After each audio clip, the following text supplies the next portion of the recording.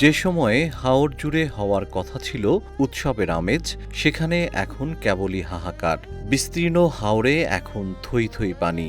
টানা বৃষ্টি আর পাহাড়ি ঢলে পানির নিচে তলিয়ে গেছে হাজার হাজার হেক্টর জমির বোরো ধান। চোখের সামনে পচে যাচ্ছে সোনালি স্বপ্ন। বুক সমান পানিতে তলিয়ে যাওয়া সেই ধান কেটে ঘরে তোলার প্রাণান্ত চেষ্টা চলছে।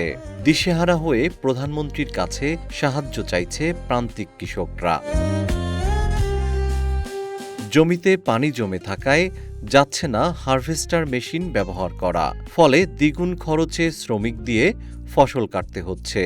এতে উৎপাদন খরচ বেড়ে গেছে কয়েক গুণ। অনেকেই আবার মহাজনের কাছ থেকে ঋণ নিয়ে ধান লাগিয়েছেন। স্বপ্নের সেই ধান তলিয়ে যাওয়ায় দিশেহারা হয়ে পড়েছেন কিশোরগঞ্জের কৃষকরা। ভাই দেখেন, এই যে আমরা রেন টেন করিয়া গৃহস্থী করলাম, মনে তো করছিলাম যে সুন্দর মতন গৃহস্থী উঠামু। এখন আজকে যে 3 দিন ধরে হয়ে যায় দেখেন পানির তলে সব জমি। এখন তো দুজন আমরা না পাইতাছি রোদ দুজন পাইতাম, যাই হোক একটু কাটতে উঠতে যাই হোক তুলিয়া সুন্দর মতো লইতে পারতাম, কিন্তু রোদ নাই। এখন তো আমরা মরা ছাড়া উপায় নাই, কাটতে হয়ে যায় না তুইতাছি। এটা 2 দিন পরে শিকড় সারা জ্বালায় যাইব গা। এখন তো আমরা বাঁচার মতো আর কোনো উপায় নেই। দুজন সরকার থেকে দুজন আমরা কিছু সহযোগিতা করে তাহলে আমরা বাঁচতে পারবো, নাহলে তো শেষই। কামলার দর বেশি, কামলা পাওয়াই যেতেছে না।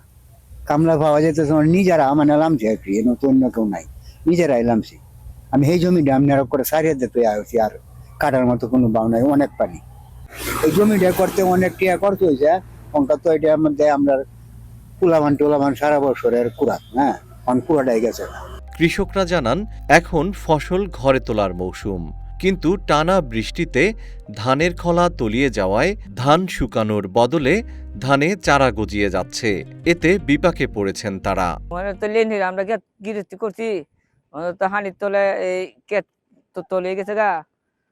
তো আমরা মুনি লুজ 1800 টাকা লুজ, মানে কেট দায় মানে মনে যে দায় কি করবো, তো লই দেবানে ও হানি জানা তো দিলে আমরা বাড়ি ঘর বেচতে দেওয়া লাগবো।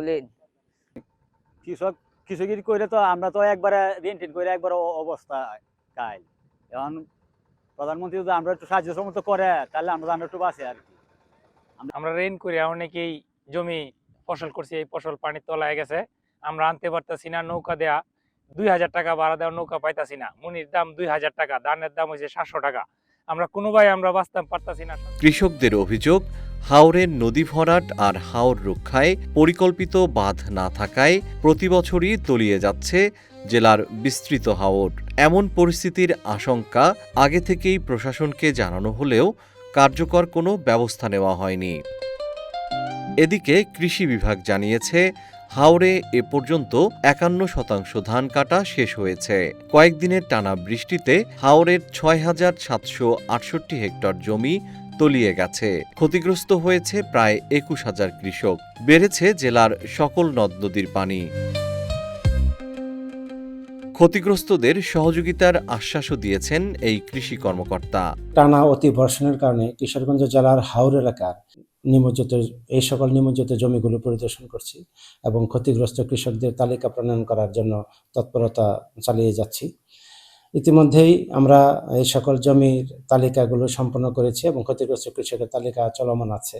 কৃষি বিভাগের পক্ষ থেকে আমরা প্রত্যেকটি ক্ষতিগ্রস্ত কৃষকের কাছে যাওয়ার চেষ্টা করছি, জমির মালিকদের কাছে যাওয়ার চেষ্টা করছি এবং তার কাছ থেকে আমরা জানছি কার কতটুকু জমি ক্ষতিগ্রস্ত হয়েছে, সেই অনুযায়ী আমরা কৃষকদের তালিকা করছি।